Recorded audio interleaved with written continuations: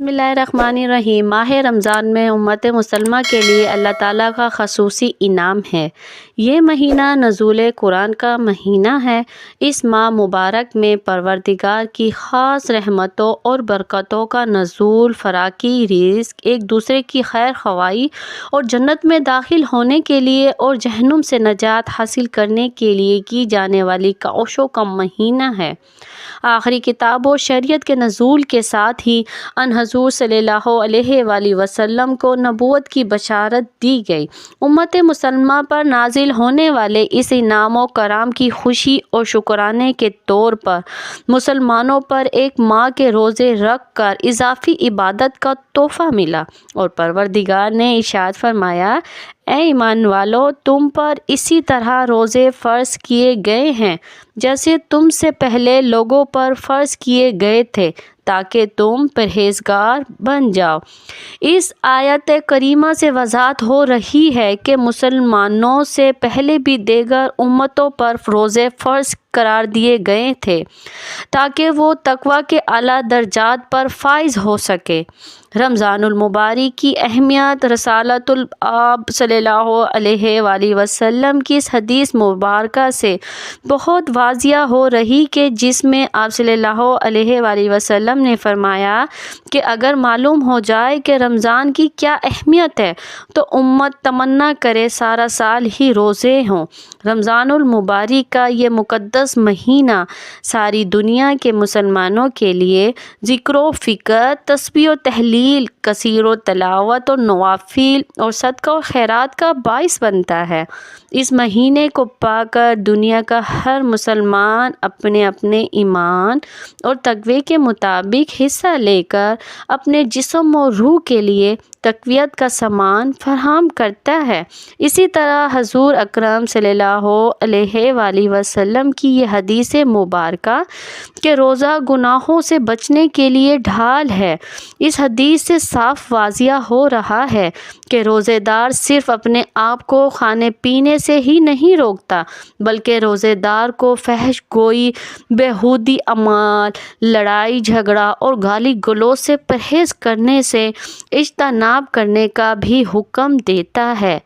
کہ اگر اس طرح کا کوئی معاملہ روزے دار کو پیش آ جائے تو وہ مقابل کو صرف اتنا ہی کہہ دے کہ میں روزے سے ہوں، اور وہ ایک بڑی معاشرتی برائی سے بچ سکے گا، کیونکہ ایک طرف اگر نیک اعمال کرنا باعث اجر و ثواب ہے تو دوسری طرف برائیوں سے اپنے آپ کو بچانا بھی انتہائی اہم ہے،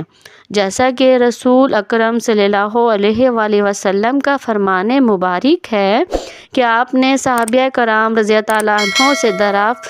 فرمایا کہ کیا تم جانتے ہو کہ مفلس کون ہے؟ تو صحابہ نے عرض کی، جو شخص صاحب مال نہ ہو وہ مفلس ہے۔ آپ صلی اللہ علیہ وآلہ وسلم نے فرمایا، میری امت کا مفلس وہ ہے جو قیامت کے دن نماز، روزہ اور زکوٰۃ جیسے اعمال پر اپنے ساتھ لے کر آئے گا، لیکن اگر اس کے ساتھ اس نے کسی کو گالی دی ہوگی، کسی پر کوئی تہمت لگائی ہوگی، کسی کا ناحق مال کھایا ہو یا کسی کو ناحق قتل کیا ہو تو اس کی نیکیاں مظلوموں میں تقسیم کر دی جائیں گی، اور اگر اس کی تمام نیکیاں ختم ہو جائیں گی تو اس مظلوم کے گناہ اس کے نامہ اعمال میں ڈال دیے جائیں گے۔ اسی طرح روزے کی فضیلت کے حوالے سے حضرت ابن عمر رضی اللہ عنہ سے روایت ہے کہ حضور نبی اکرم صلی اللہ علیہ وآلہ وسلم نے فرمایا، جنت سال کے آغاز ہی سے اگلے سال تک رمضان المبارک کے لیے سجا دی جاتی ہے۔ آپ صلی اللہ علیہ وآلہ وسلم نے فرمایا، جب رمضان المبارک کا پہلا روزہ یا پہلا دن ہوتا ہے تو عرش کے نیچے سے ایک ہوا چلتی ہے جو جنت کے درختوں کے پتوں سے حور نین پر پھیل جاتی ہے، پس وہ حور نین یہ دعا مانگتی ہے، اے اللہ، ہمارے لیے اپنے بندوں میں ایسے شور بنا جس نے ہماری آنکھیں ٹھنڈی ہوں اور ہم ان سے ان کی آنکھیں ٹھنڈی ہوں۔ قرآن مجید میں اللہ تبارک و تعالیٰ نے روزے کا حکم دیتے ہوئے فرمایا کہ تم پر روزے فرض کیا جاتا ہے شاید کہ تم متقی اور پرہیزگار بن جاؤ۔ یہاں پر یہ نہیں فرمایا کہ اس سے تم یقیناً متقی اور پرہیزگار بن جاؤ گے۔ اس آیات سے واضح ہو رہا ہے کہ روزے کا نتیجہ تو آدمی کی سمجھ بوجھ اور اس کے ارادے پر منحصر ہے، نہ کہ صرف روزہ رکھ لینے سے۔ اور جب تک انسان روزے کے اصل مقصد کو حاصل نہیں کر لیتا یعنی تقویٰ اور پرہیزگاری، تبھی روزہ اس کے لیے فائدہ مند ہے۔ اگر اس نے روزہ رکھ کر تقویٰ اور پرہیزگاری حاصل نہیں کی تو اسے کوئی فائدہ حاصل ہونے کی امید بھی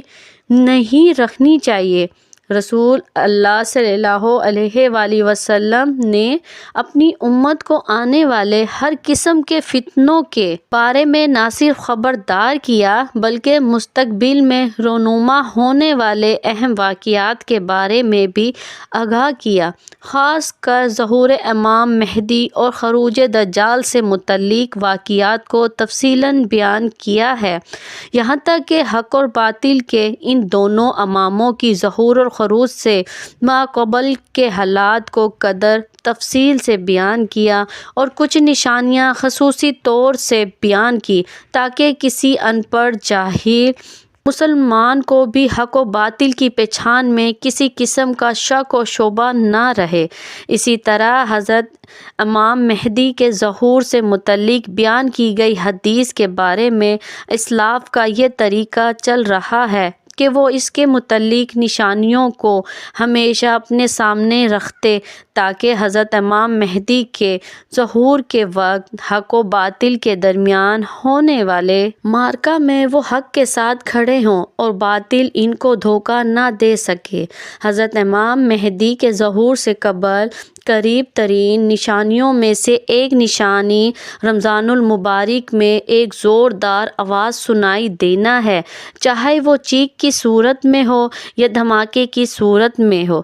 نصف رمضان کی رات یعنی 15ویں شب کو ہوگا اور وہ جمعے کی شب ہو۔ اسی طرح اس رمضان میں سورج گرہن کا ہونا، آسمان پر ستون کی مانند کسی چیز کا روشن ہونا اور سب سے بڑھ کر اس رمضان میں ملک شام میں سفیانی کی جانب سے مسلمانوں کا قتل عام کرنا وغیرہ۔ رسول اللہ صلی اللہ علیہ وآلہ وسلم نے فرمایا، رمضان میں ایک زبردست آواز آئے گی۔ صحابہ کرام رضوان اللہ علیہم اجمعین نے پوچھا، یا رسول اللہ صلی اللہ علیہ وآلہ وسلم، آواز رمضان کے اول میں ہوگی، درمیان میں ہوگی یا پھر آخر میں؟ آپ صلی اللہ علیہ وآلہ وسلم نے فرمایا، نصف رمضان میں۔ جب نصف رمضان میں جمعے کی رات ہوگی تو آسمان سے ایک زوردار آواز آئے گی جس سے 70,000 لوگ بے ہوش ہو جائیں گے اور 70,000 اندھے ہو جائیں گے اور 70,000 بہرے ہو جائیں گے۔ ایک اور روایت کے مطابق 70,000 راستہ بھٹک جائیں گے اور 70,000 لڑکیوں کی وقارت ظاہر ہو جائے گی۔ صحابہ کرام رضی اللہ تعالیٰ عنہ نے دریافت کیا، یا رسول اللہ صلی اللہ علیہ وآلہ وسلم، تو آپ کی امت میں سے اس آواز سے کون محفوظ رہے گا؟ رسول اللہ صلی اللہ علیہ وآلہ وسلم نے فرمایا، جو اس وقت اپنے گھروں میں رہے اور سجدوں میں گر کر پناہ مانگے اور زور زور سے تکبیریں کہے۔ پھر اس کے بعد ایک اور آواز آئے گی، پہلی آواز حضرت جبرائیل علیہ السلام کی ہوگی، دوسری آواز شیطان کی ہوگی۔ پھر فرمایا کہ واقعات کی ترتیب یہ ہوگی کہ آواز رمضان میں ہوگی، دراصل جنگ کی گنگرج یا شور شرابہ ہوگا جو کہ شوال کے مہینے میں ہوگی اور ذی القعدہ میں قبائل عرب و بغاوت کرے گی اور ذی الحجہ میں حاجیوں کو لوٹایا جائے گا۔ محرم کا مہینہ، محرم کا ابتدائی حصہ میری امت کے لیے آزمائش ہے، اس کا آخری حصہ میری امت کے لیے نجات ہے۔ اس دن وہ سواری بے مخجاوے کے جس پر سوار ہو کر مسلمان نجات پائے گا، اس کے لیے 1,00,000 سے زیادہ قیمت والے اس مکان سے بہتر ہوگی جہاں خیل و تفریح کا سامان ہوگا۔ رسول اللہ صلی اللہ علیہ وآلہ وسلم نے فرمایا رمضان میں ایک آواز سنائی دے گی، شوال میں شور شرابہ ہوگا اور ذی القعدہ میں قبائل کی باہمی کشمکش، اس سال حاجیوں کو لٹایا جائے گا اور منی میں بڑا شکست و خون ہوگا، بہت سے لوگ قتل کیے جائیں گے، وہاں اس وقت خون ریزی ہوگی جبکہ وہ جمرہ عقبہ میں ہوں گے اور محرم ایک ندا دینے والا آسمان سے ندا دے گا کہ جان لو یہ مہدی اللہ کا خلیفہ ہے، اس کی سنو اور اطاعت کرو۔ حضرت عبداللہ بن مسعود رضی اللہ عنہ سے روایت ہے کہ رسول اللہ صلی اللہ علیہ وسلم نے فرمایا رمضان میں چیخ سنائی دے گی تو شوال میں شور شرابہ ہوگا، ذی القعدہ میں قبائل کی بغاوت ہو اور ذوالحجہ میں خون اور محرم کا مہینہ تو کیا ہی مہینہ۔ ہم نے پوچھا یا رسول اللہ صلی اللہ علیہ وآلہ وسلم یہ چیز کیسی ہوگی؟ آپ صلی اللہ علیہ وآلہ وسلم نے فرمایا 15 رمضان المبارک جمعے کی رات کو دھماکہ ہوگا جو سونے والے کو بیدار کرے گا، کھڑے ہونے والے کو بٹھا دے گا۔ شریف زادیاں اپنی خلوت گاہوں سے جمعے کی رات کو نکل آئیں گی۔ اس سال زلزلے کثرت سے آئیں گے، جب تم جمعے کے دن فجر کی نماز پڑھ لو تو اپنے اپنے گھر میں داخل ہو کر دروازے اور کھڑکیاں بند کر لینا اور اپنی چادریں اوڑھ لینا، اپنے کان بند کر لینا اور جب تمہیں چیخ کا احساس ہو تو اللہ کے سامنے سجدہ ریز ہو جانا اور یہ پڑھنا کہ پاک ہے وہ ذات جو نقائص سے پاک ہے، تو جو ایسا کرے گا وہ نجات پائے گا اور جو ایسا نہیں کرے گا وہ ہلاک ہو جائے گا۔ محمد بن علی رحمۃ اللہ علیہ کا قول ہے 2 نشانیاں ہیں جو زمین اور آسمان کی تخلیق سے لے کر آج تک نظر نہیں آئی، پہلی رمضان المبارک کی رات چاند گرہن لگے گا اور دوسری 15ویں رمضان کو سورج گرہن لگے۔ جب سے اللہ نے زمین اور آسمان کو پیدا کیا ایسا نہیں ہوا۔ یہ بات حقیقت ہے کہ سورج گرہن ہمیشہ چاند کی طرح شروع کی تاریخوں میں ہوتا ہے اور چاند گرہن ہمیشہ ایام میں 20 یعنی 13، 14 اور 15 کی تاریخ کو ہوتا ہے، لیکن ظہور مہدی سے ماہ قبل رمضان میں یہ ترتیب بدل جائے گی۔ حضور اکرم صلی اللہ علیہ وآلہ وسلم نے فرمایا لوگوں قیامت سے پہلے ایک رمضان آئے گا جس میں ایک ایسی شدید آواز آئے گی اور دنیا میں کوئی نہیں جان سکے گا کہ آواز کہاں سے آئی۔ آپ صلی اللہ علیہ وآلہ وسلم نے فرمایا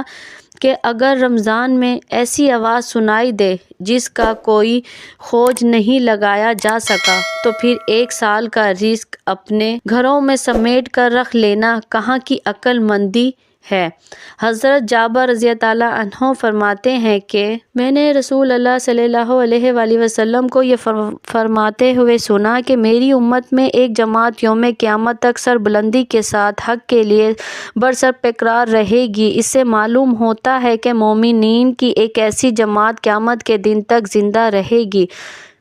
مگر مندرجہ ذیل احادیث طیبہ میں صراحت ہے کہ قیامت سے پہلے تمام مومنین کو موت آ جائے گی اور قیامت کے دن کوئی مومن زندہ نہ ہوگا۔ حضرت علی رضی اللہ عنہ سے پوچھا گیا کہ وہ کون سا عمل ہے جسے موت کے وقت ملک الموت انسان کی تعظیم کرتے ہیں، اس کی روح سکون سے قبض کرتے ہیں؟ تو حضرت علی رضی اللہ عنہ نے ارشاد فرمایا اے شخص وہ 3 عمل یہ ہیں جو انسان یہ 3 کام کرتا ہے تو فرشتے موت